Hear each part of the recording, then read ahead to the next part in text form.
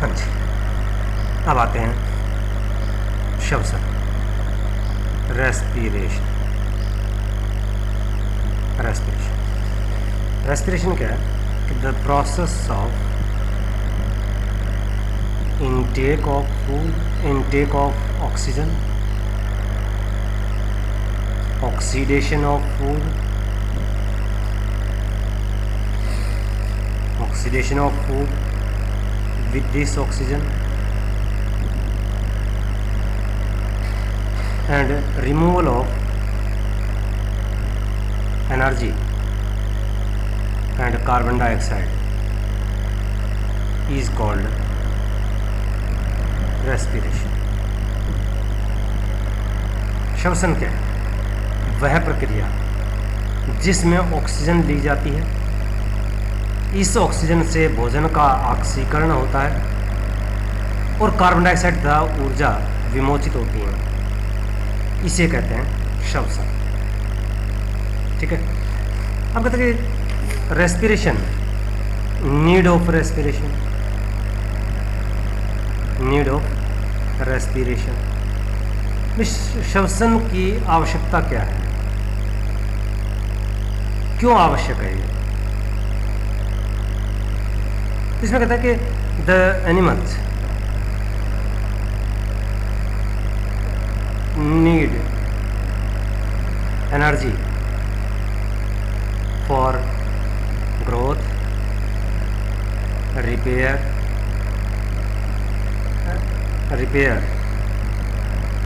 reproduction and sustaining their life। जंतुओं को ऊर्जा की आवश्यकता वृद्धि, मरम्मत, जनन तथा अपने जीवन को बनाए रखने के लिए ऊर्जा की आवश्यकता होती है। दीज ऑर्गेनिजम्स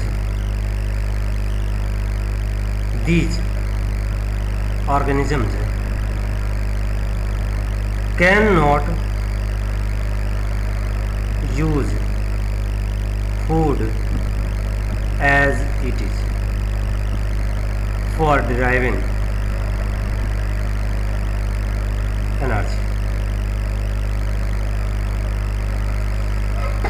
जंतु, जो भी जंतु हैं, प्राणी हैं, प्राणी जंतु इस भोजन का उपयोग, जो हम भोजन खाते हैं, उस भोजन का उपयोग ऊर्जा प्राप्ति के लिए सीधे ही नहीं कर सकते। These animals require energy in the form of ATP। इन प्राणियों को ऊर्जा की आवश्यकता ATP के रूप में होती है। अब ये ATP क्या है? ATP कहता है कि एडिनोसिन ट्राइफॉस्फेट।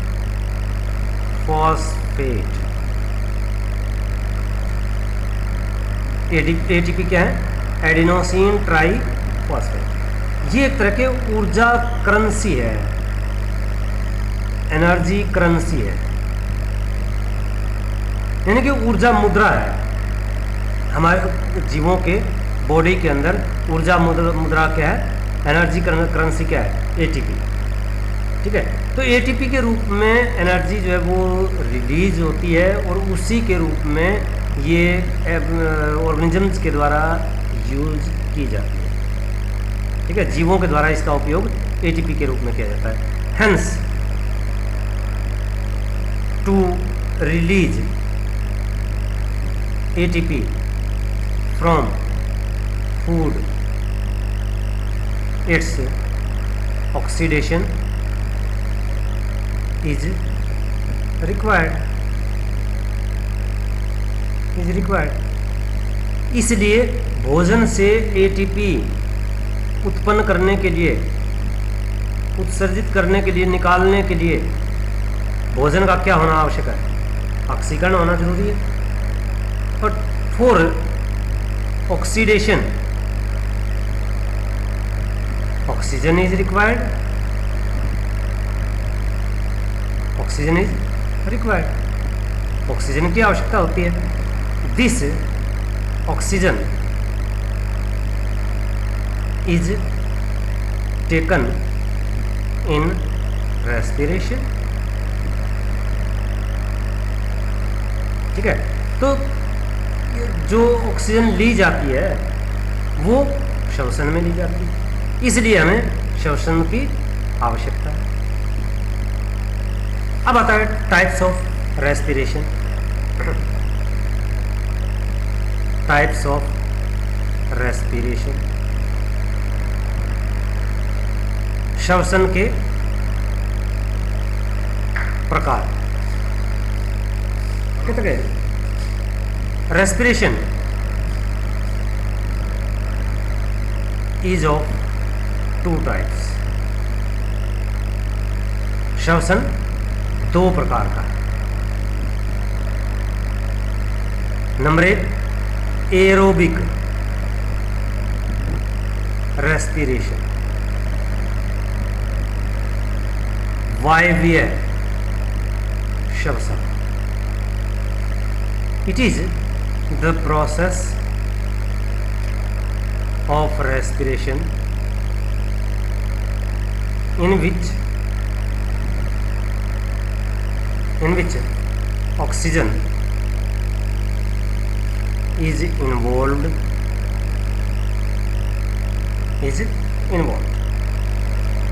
यह श्वसन की वह प्रक्रिया है जिसमें ऑक्सीजन शामिल होती है। यानी कि the oxidation of food occur in the presence of oxygen. इसमें भोजन का ऑक्सीकरण ऑक्सीजन की उपस्थिति में होता है।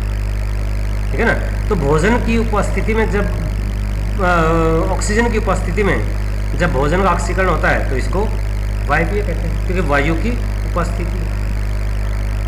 इट इज मोर बेनिफिशियल,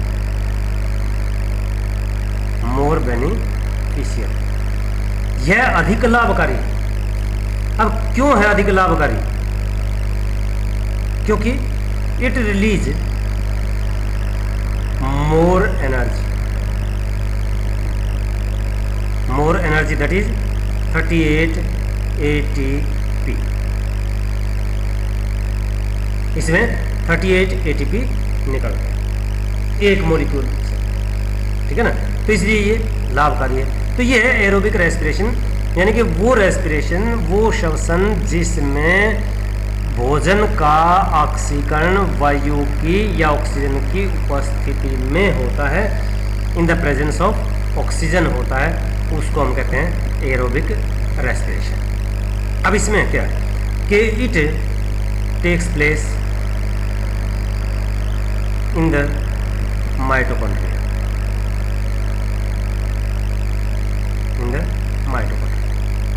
ये माइटोकॉन्ड्रिया में होता है। माइटोकॉन्ड्रिया में कैसे कि the glucose molecule is broken down into the cytoplasm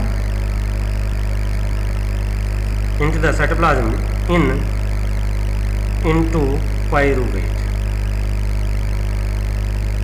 pyruvate, which is 3 carbon molecule।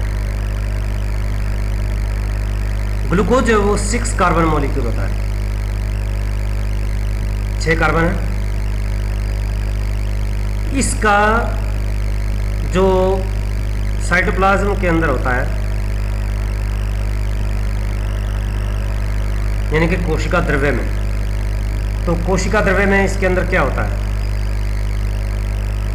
कोशिका द्रव्य में ये टूटता है कोशिका द्रव्य के अंदर 3 कार्बन परमाणु हैं, और ये जो 3 कार्बन परमाणु का कंपाउंड होता है, ये 3 कार्बन परमाणु वाला कंपाउंड कौन सा है, वो उसके लिए कहता है कि ये पाइरूवेट में टूटता है, और पाइरूवेट में ये टूटकर ये बनाता है,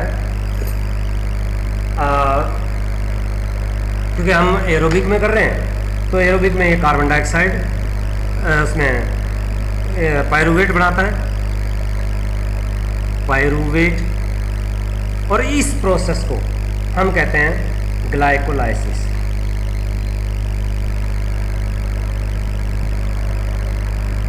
ग्लाइकोलाइसिस, पाइरूवेट है, 3 कार्बन कंपाउंड है, ये 6 कार्बन कंपाउंड था, ठीक है, 2 मॉलिक्यूल टूट गए। अब ये जाता है माइटोकॉन्ड्रिया में, माइटोकॉन्ड्रिया क्या, पाइरूवेट, और यहाँ पर ये कंप्लीटली कार्बन डाइऑक्साइड, वाटर और 36 ATP में रिलीज होता है, जबकि 2 ATP यहाँ रिलीज होते हैं। 2 ATP यहाँ हो गए, 36 यहाँ हो गए, टोटल कितने हो गए, 38, ठीक है। तो ये प्रोसेस होती है माइटोकॉन्ड्रिया में, और किसमें, इन द प्रेजेंस ऑफ ऑक्सीजन, ठीक है ना, ऑक्सीजन की उपस्थिति,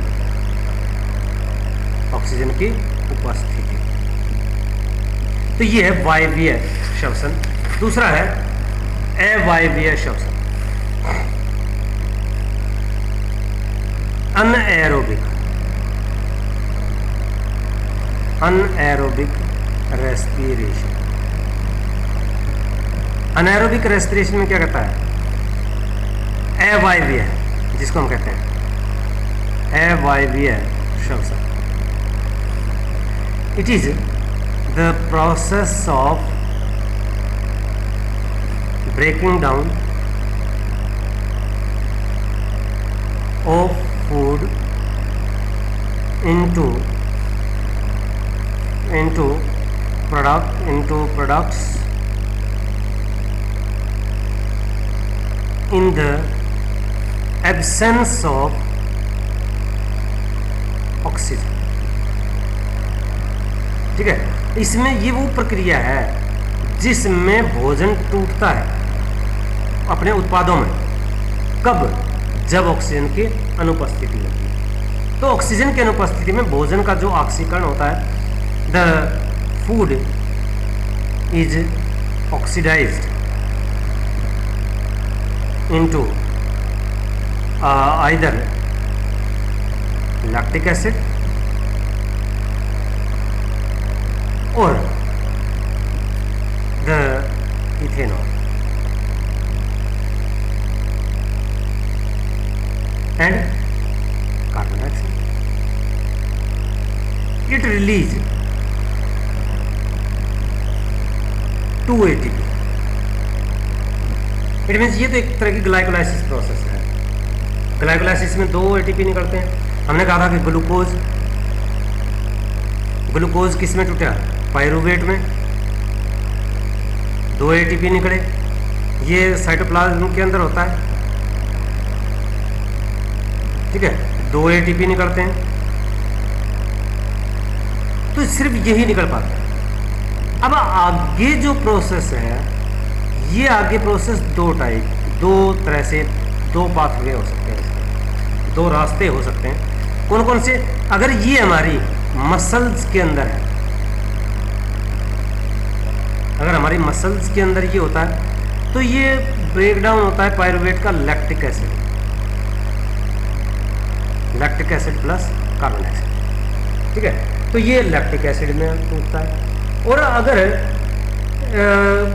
ये होता है ईस्ट सेल्स में, ईस्ट कोशिकाओं में, ईस्ट में, तब इसमें कार्बन डाइऑक्साइड निकलती है, लेकिन इसमें बनता है इथेनॉल। ईस्ट में, मसल्स के अंदर तो ये होता है लैक्टिक एसिड में, और ईस्ट सेल्स में ये टूटता है इथेनॉल और कार्बन डाइऑक्साइड। तो इस प्रकार से यहाँ पर एनर्जी रिलीज सिर्फ 2 एटीपी होती है। तो इसीलिए हमने कहा था पीछे के aerobic respiration is much better than anaerobic respiration. वायवीय श्वसन अवायवीय श्वसन की अपेक्षा अधिक लाभकारी होता है, क्योंकि उसमें 38 एटीपी निकलते हैं, जबकि इसमें केवल 2 एटीपी निकलते हैं। तो इस प्रकार से ये है वायवीय और अवायवीय श्वसन। इसके बाद कहता है कि अब जो एटीपी है वो एटीपी कब और कैसे बनते हैं। यहाँ पर हमने कहा कि 2 एटीपी निकलते हैं, तो उसके लिए कहता है कि it is the energy currency in the body of living beings. सजीवों में ये ऊर्जा मुद्रा है। कौन? एटीपी। एटीपी ऊर्जा मुद्रा है। तो इसके लिए कहता है कि to form an ATP molecule, एक एटीपी मॉलिक्यूल बनाने के लिए कहते कि एडीपी एडिनोसिन डाइफॉस्फेट प्लस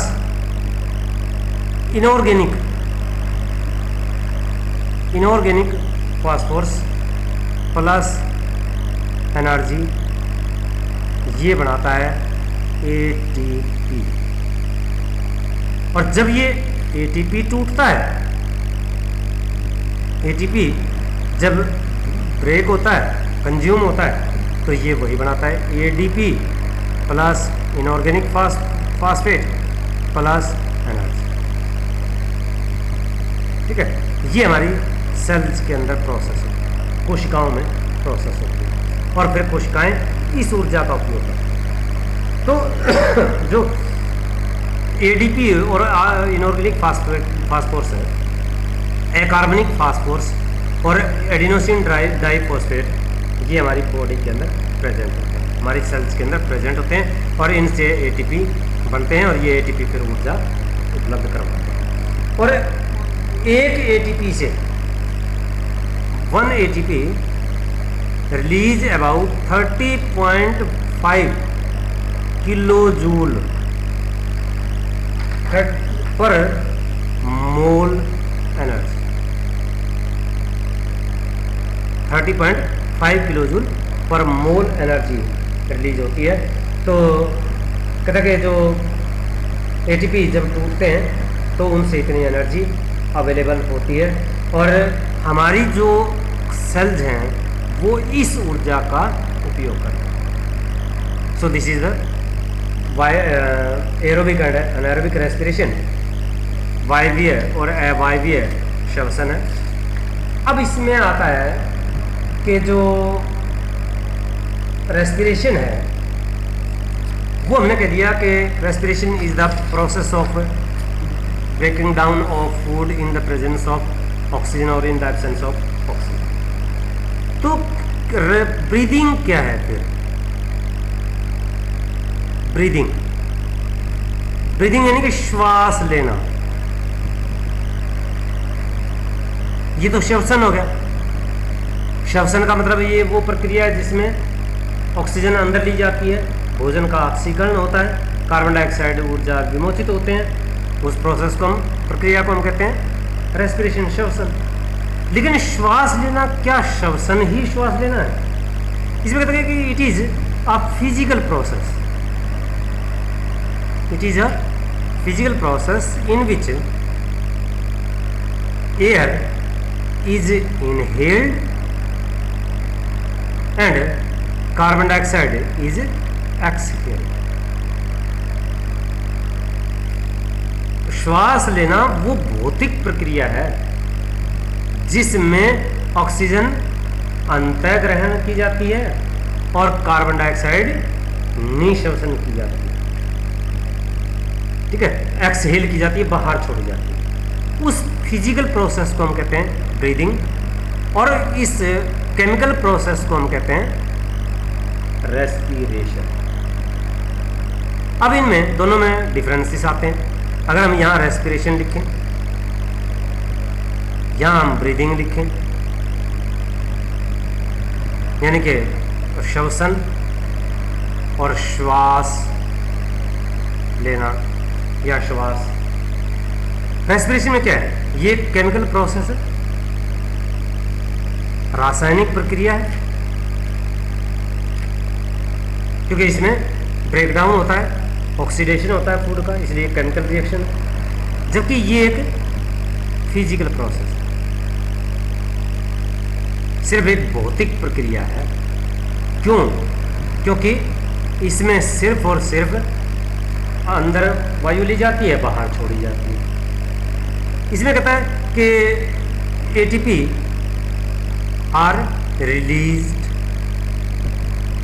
जबकि इसमें no ATP released, are released. इसमें एटीपी नहीं निकाले जाते, जबकि इसमें एटीपी निकलते। जब एटीपी निकलेंगे, जब ऑक्सीडेशन होगा तो एनर्जी निकलेगी, तो इसलिए इसमें एटीपी रिलीज होते हैं, इसमें एटीपी रिलीज नहीं होते। फिर इट इन्वॉल्व रेस्पिरेटरी एंजाइम्स। इसमें श्वसन एंजाइमों की आवश्यकता होती है, जबकि इट नीड नॉट। इसमें श्वसन एंजाइमों की आवश्यकता नहीं है। तो ये है differences between respiration and breathing. अब आता है कि ब्रीदिंग होती कैसे। ब्रीदिंग क्योंकि हम एनिमल्स के अंदर लेते हैं, प्लांट्स के अंदर अभी हम रेस्पिरेशन का पाथवे पढ़ेंगे, एनिमल्स में भी पाथवे पढ़ेंगे, लेकिन उससे पहले हम ब्रीदिंग, क्योंकि हम यहाँ कर रहे हैं तो इसलिए पहले ब्रीदिंग ही देख ले कि ब्रीदिंग की प्रोसेस होती कैसे है।